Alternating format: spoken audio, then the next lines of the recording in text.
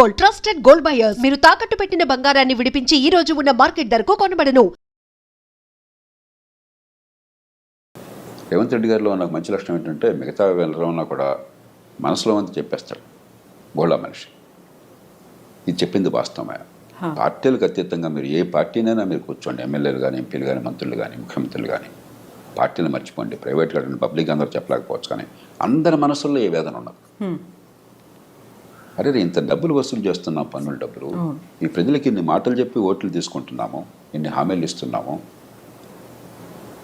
మరి ఈ ప్రజల జీవితాన్ని బాగు చేయడం కోసం పని కావాలని చెప్పంటే ప్రతిదానికి అడ్డంకులు వస్తున్నాయి అన్న భావన అది లేనటువంటి మంత్రి కానీ, ఎమ్మెల్యే కానీ, ఎంపీ కానీ భారతదేశంలో లేరు. అయినా కూడా వ్యవస్థ నడుస్తుందంటే కొంతమంది సామర్థ్యం వల్ల, చిత్తశుద్ధి వల్ల, దేశభక్తి వల్ల నడుస్తుంది. కానీ కొంతమంది ఎంత భారం మోస్తారు, ఎన్ని పనులు చేయగలుగుతారు? కాబట్టి ఖచ్చితంగా అధికార యంత్రాంగం ముఖ్యంగా ఎంత పై స్థాయిలో ఉంటే అంత బాధ్యత మీ మీద ఎక్కువ. నాయకత్వాన్ని ఇచ్చే బాధ్యత మీద, ప్రమాణాలను నెరవేర్పే బాధ్యత మీద, మిగతా వాళ్ళని జవాబుదారీగా చేయాల్సిన బాధ్యత మీద. అందులో మన దేశంలో అధికార యంత్రాంగానికి ఉన్నంత గౌరవం, ఇంత రక్షణ ప్రపంచంలో ఎక్కడా లేదు. రాజ్యాంగంలోనే పెట్టాం. ఒకసారి ఉద్యోగం వచ్చాక జీవితం పొడుగుతా మీకు మీరేం పని చేయకపోయినా కూడా ప్రమోషన్లు గ్యారంటీ, టైం బౌండ్గా పదోన్నతులు గ్యారంటీ, పదవులు గ్యారంటీ. అలాగే ఉద్యోగానికి తీసిన దాఖలా దాదాపుగా ఉండవు. మీరు ఎంత అసమర్థులైనా, ఎన్నో సందర్భాలు అవినీతి ఉన్నా కూడా ఏం జరగదు పెద్దగా. ఊరికే 2 నెలలు ఎవరన్నా ఉంటే 2 రోజుల కోసం మాట్లాడతారు, అంతే, ఇంకేం జరగదు. అన్ని కీలకమైన ఉద్యోగాలు మీ చేతుల్లోనే. అది ఎలాగో ముఖ్యమంత్రులకు కూడా తెలియదు ఎందుకు అలా జరిగిందో.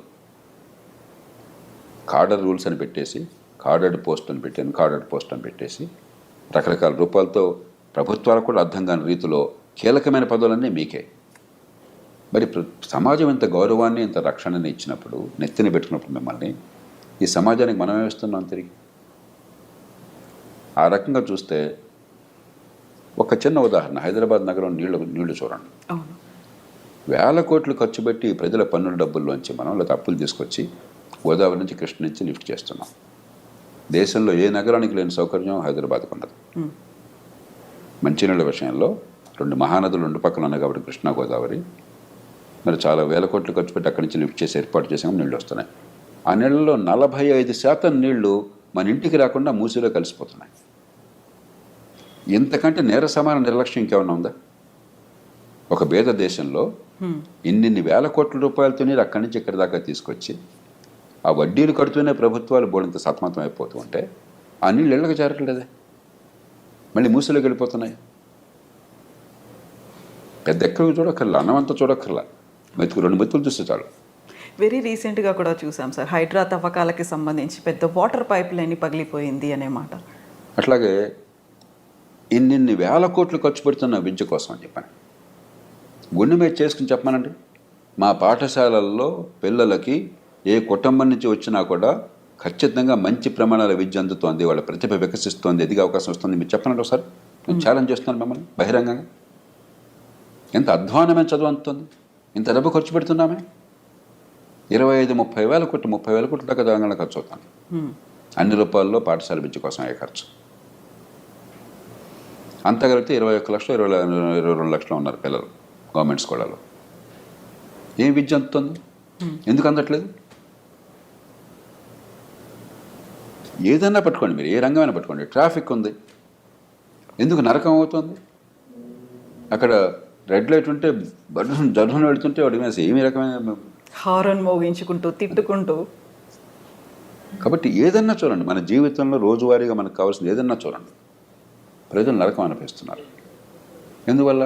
ఇది కేవలం రాజకీయ నాయకుడు బాధ్యతనా? రాజకీయ నాయకుల్లో తప్పులు లేదని అంటే రోజు నేను విమర్శిస్తుంటాను. తప్పులు ఉన్నప్పుడు రాజకీయ వ్యవస్థలో తప్పులు చాలా ఉన్నాయి, కానీ రాజకీయ వ్యవస్థ అడ్డుకొని అనేక సందర్భాల్లో కూడా మంచినీళ్ళు అందరికంతా ఏర్పాటు చేస్తే ప్రభుత్వం నాకు కాదంటారండి? మంచి విద్య అంతా ఏర్పాటు చేస్తే ప్రభుత్వం నాకు కాదంటారండి? ట్రాన్స్పోర్ట్ సిస్టమ్ బాగా ఇంప్రూవ్ చేసి అందరికీ సౌకర్యం కలిగిస్తే ఏ ప్రభుత్వం నాకు కాదంటుందండి? వేరే విషయాలు జోక్యం చేసుకోవచ్చు, వాళ్ళ లాభం కోసమో వాళ్ళ స్వార్థం కోసమో. ప్రజలందరికీ మంచి సౌకర్యాలు ప్రజలు ఇచ్చిన డబ్బుతో సరిగ్గా అందజేస్తే ప్రభుత్వానికి కీర్తి వస్తుంది, ఓట్లు వస్తాయి కదా. ఎవరన్నా కాదంటారా? ఏ మంత్రులన్నా కాదంటారా? ఏ ఎమ్మెల్యేనా కాదంటారా? కాబట్టి ప్రతిదానికి రాజకీయం వంక పెట్టి మధ్యతరగతి వర్గాలు రాజకీయంలో వాళ్ళని తిడతారు కాబట్టి భారం అంతా వాళ్ళ మీద వేసి నపం పెట్టేసి మనం కూర్చుంటే అది ధర్మం కాదు. ఎందుకని సార్ సమన్వయ లోపం అనేది ఉంటుందా ఇటు ప్రభుత్వానికి ఇటు అధికారులకి మధ్య? లేదు, కొన్నిసార్లు మనం చూసాము ప్రభుత్వం, మంత్రులు లేకుంటే ముఖ్యమంత్రి, క్యాబినెట్ అంతా ప్రెషర్ అంతా వీళ్ళ మీద పెడుతున్నారు, లేకుంటే మేము చేసినట్టుగా మీరు చెప్పినట్టుగా మీరు పని చేయండి అనే మాట, ఆ తర్వాత బ్లేమ్ నేను అవుతున్నారు. కాదంటలా, కానీ ఆ మాట అనే అర్హత ఇప్పుడు వస్తుందంటే మీకున్న పరిధిలో మీరు చాలా సమర్థంగా పనిచేసి ప్రజలకు ఫలితాలు ఇచ్చినప్పుడు వాళ్ళకి నచ్చకపోవచ్చేమండి, ఇలా కాదు ఇంకోటి అంటే మీ మాటకు గౌరవం ఉంటుంది. ప్రధానంలో నో అన్న మాటే మీ నుంచి వచ్చి మీ నుంచి ఏ పని కాకుండా ఉండి ప్రజలకు పనికి వచ్చేది జరగకుండా ఉండి నువ్వు ప్రధానికి నో అంటే వాడి నుంచి గౌరవిస్తారు మిమ్మల్ని. ఎన్నికైన వాళ్ళ మీద ఒత్తిళ్ళు ప్రజల నుంచి చాలా ఉన్నాయి పొద్దున్న సాయంత్రం దాకా. కాబట్టి ఈ వంక పెట్టేసి రాజకీయంలో ఉన్న వాళ్ళని తిట్టేసి మనం కూర్చుంటే ఎట్లాగా? ఈ సమాజం ఎంత గౌరవాన్ని ఇస్తుంది, ఎంత పోషిస్తుంది మిమ్మల్ని. ఇందాక నేను కొన్ని ఉదాహరణలు ఇచ్చాను. వీటిలో రాజకీయం ఏది వద్దని చెప్పండి నాకు. వీటిలో ఏ ఒక్కటైనా సరే ఒక ముఖ్యమంత్రి కానీ ఒక పార్టీ నాయకుడు కానీ ఏ పార్టీ ప్రభుత్వంలో ఉన్నా సరే మీరు ఇది చేయొద్దయా, ప్రజలకు అసౌకర్యం కలిగించండి, ప్రజలకు రవాణా వద్దు, ప్రజలకు మంచినీటి సరిగ్గా అందొద్దు, మురుగునీటి పరిధులు సరిగ్గా అవుతున్నాడు అని చెప్పాడా? కాబట్టి రాజకీయంలో తప్పు చేయట్లేదు నేను అంటలా, కానీ కొన్ని రంగాల జరుగుతుంది చట్టబద్ధ పాలన లేదు, నిజమే. ప్రధానంలో రాజకీయ జోక్యం ఉంటుంది పోలీస్ కేసుల్లో, నిజమే. పక్కన పెట్టేద్దాం, దానికి ఏం చేయాలో ఆలోచిద్దాం. కానీ అదేం లేకుండా చాలా రంగాలు ఉన్నాయి. అక్కడ మీరేం చేస్తున్నారు, ఎందుకు చేయటం లేదు? అంచేత ఎవరినో బాధ్యులుగా చేస్తే లాభం లేదు. దీనికి మనందరం బయట ఉన్న వాళ్ళం కూడా సమిష్టిగా బాధ్యత తీసుకోవాలి. రాజకీయంలో ఉన్న వాళ్ళు సహజంగా ఎన్నికైన వాళ్ళు బాధ్యత మనం పెట్టాం కాబట్టి వాళ్ళ బాధ్యత తీసుకోవాలి, దాని అనుమానం లేదు. కానీ పాలనా యంత్రాంగం, న్యాయ వ్యవస్థ, పత్రికా ప్రపంచం, మరి ప్రభుత్వాలు బయట ఉన్నటువంటి కాస్త కూస్తో పలుకుబడి ఉంటే మనందరం నేను కూడా బాధ్యత తీసుకుంటున్నాను. నా తప్పు కూడా ఉందని నేను అనుకుంటున్నాను. అంతేకాకుండా ప్రతివాడిని వాడిని చూపెట్టేసి వాడు తప్పు చెప్పేసి ఇది తప్ప. ముఖ్యమంత్రి గారు ఆవేదన నిజమైనది, దేశమంతా ఉన్నది, సహేతుకమైనది. ఖచ్చితంగా పాలనా యంత్రాంగంలో మౌలికమైన ప్రక్షాళన కావాలి, మౌలికమైన మార్పు కావాలి. ఈ పద్ధతి కొనసాగిస్తే ఇప్పుడు కొన్ని సినిమాల్లో చూస్తే, ఈ మధ్య ఒక సినిమా నేను మా శ్రీమతి చూస్తూ నేను ఒక 2 నిమిషాలు చూస్తే నాకు వాంతి వచ్చినట్టు. ఏం సినిమా చూసారు సార్ మీరు? వాడు అధికారిని వేశారట ఎన్నికల కోసం అని చెప్పని, వాడొచ్చి బస్తమే సవాలని చెప్పని, నువ్వేవాడువయా ముఖ్యమంత్రివి, లేకపోతే నువ్వేవాడువయా మంత్రివి, నేను 35 ఏళ్ళు ఉంటాను, నేను అంత తెలుస్తాను అంటాడు. అది నిజంగా జనం తప్పట్టు పడతారు గొప్ప అనుకుని. ఇదే ప్రజాస్వామ్యం, ఇదే అధికారుల అహంకారం, ఇదే రాజ్యాంగం. మనకు చాలా విచిత్ర వాతావరణాన్ని సృష్టిస్తున్నాం ఈ దేశం. నాకు ఇది వాంతి వచ్చింది అది చూస్తే. దీనిలో అసలు ప్రజాస్వామ్య స్పృహ ఏంటి, రాజ్యాంగ స్పృహ ఏంటి, మంచి పరిపాలన గురించి అవగాహన ఏంటి, ఇదే మన ప్రజలు చెప్తున్నది. ఎంత అజ్ఞానాన్ని మనం పెంచుతున్నాం ఈ దేశంలో. అలాగే ఈ పదవుల కోసం పడితే వెంపర్లట 15 లక్షల మంది పోటీ పడ్డం ఐఏఎస్ కోసం అని చెప్పని, జీవితం అంతా త్యాగం చేయడం, ఒక 5 ఏళ్ళు 10 ఏళ్ళు. అంత ఈజీ కాదు ఐఏఎస్ ఐపీఎస్ ఆఫీసర్లు అవడము అనేది ఉంటుంది కదా సార్. చాలా కష్టపడితే వచ్చారు. ఇంత కష్టపడి వచ్చిన తర్వాత మీరు ఉద్ధరించింది ఏంటట? కరెక్టే, ఉద్ధరించింది ఏంటట? ఎందుకని జరగట్లేదు ఫలితాలు? నేను కోపంతో చెప్పట్లా, ద్వేషంతో చెప్పట్లా. నేను ఆ పదవుల్లో ఉన్నవాడిని, నేను నిస్పృహతో బయటకు వచ్చినవాడిని కాదు, నిరాశతో పనికి రాకుండా బయటకు వచ్చినవాడిని కాదు, ఫెయిల్ అయిన వాడిని కాదు. నన్ను ఎవరు భారతదేశంలో ఒక అధికారిగా ఫెయిల్ అయిన ఎవరో ఏ మనిషిని అనుకోవట్లా. నన్ను బాగా తిట్టేవాళ్ళు కూడా ఆ మాట ఇప్పుడు అనలేంత వరకు సాధ్యం కాదు. అది ఒక ఆవేదనతో చెప్తున్నాను. ఇంత అవకాశాన్ని సమాజం మీకు ఇచ్చి నెత్తిన పెట్టుకుంటే మీ వల్ల ఏం జరుగుతుంది ప్రజలు? ఇది పోగా అహంకారం చాలామందికి. ప్రజల గురించి పట్టించుకునేది లేదు, వాళ్ళ బాధల గురించి పట్టించుకునేది లేదు. మరి కొంతమంది ఏదో సెలబ్రిటీలు అని చెప్పి అనుకుని సోషల్ మీడియా అట వెనకాల ఏదో కెమెరాలతో తిరుగుతుంటారట. ప్రభుత్వాలకు సిగ్గుంటే డిస్మిస్ చేయాలి వాళ్ళని. మనం బ్రిటిష్ పరిపాలన యంత్రాంగాన్ని అనుకరించాం. ఎనానిమిటీ దానిలో ముఖ్యమైనది, మెరిటాక్రసీ, మీ ప్రతిభ వల్ల రావటం, పొలిటికల్ న్యూట్రాలిటీ, పక్షపాత రాజకీయాలు లేకుండా ఉండటం, ఎనానిమిటీ, పబ్లిక్ సర్వీస్, ఇవి మౌలికమైన లక్ష్యాలు. అవన్నీ మర్చిపోయి మీరేదో స్టార్లాగా బిహేవ్ చేయటం నాకు అర్థం కాదు. ఎంత విచిత్రంగా ఉంది అసలు, ప్రవర్తన ఎంత వెకిలిగా ఉంది.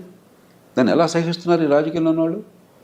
దానికి ముఖ్యమంత్రి గారిని కూడా బాధ్యతలు చేస్తున్నాను. మీరేం చేస్తున్నారు మరి? మీ ఆధీనంలో పరిపాలన యంత్రాంగం అంటే వాళ్ళలో క్రమశిక్షణ పెట్టి కొన్ని ఏ రకంగా చేస్తే మేము గౌరవిస్తాం, ఏ రకంగా చేస్తే మేము ఊరుకోమని చెప్పిన సంకేతాన్ని ఇచ్చే బాధ్యత మీకు కూడా ఉంది. సో ఈ మధ్యన ఒక ఇన్సిడెంట్ చూసాము. తెలంగాణ రాష్ట్రంలో ఒక మంత్రి కలెక్టర్ మీద అసహనం వ్యక్తం చేశారు, పబ్లిక్గా వాళ్ళని విమర్శించారు అనే వాదన వినిపించింది. ఆ తర్వాత కలెక్టర్ అక్కడి నుంచి తప్పుకున్నారు, పోస్టులు పెడుతున్నారు అనేది, సో కొటేషన్స్ రూపంలో, మోటివేషనల్ కోట్స్ రూపంలో వస్తున్నాయి అనేది. ఇన్ఫ్లుయెన్స్ ఎవరిని చేస్తున్నారు సార్? నాకు ఈ సంఘటన తెలియదు కాబట్టి దాని గురించి పురాపురాలు తెలియకుండా మాట్లాడాను. మనకేమిటంటే 2 విషయాలు మనకు చాలా స్పష్టత ఉండాలి. ప్రజాస్వామ్య సమాజంలో తుది బాధ్యత వహించేది ఎన్నికైన ప్రభుత్వము, ఎన్నికైన ప్రతినిధులు.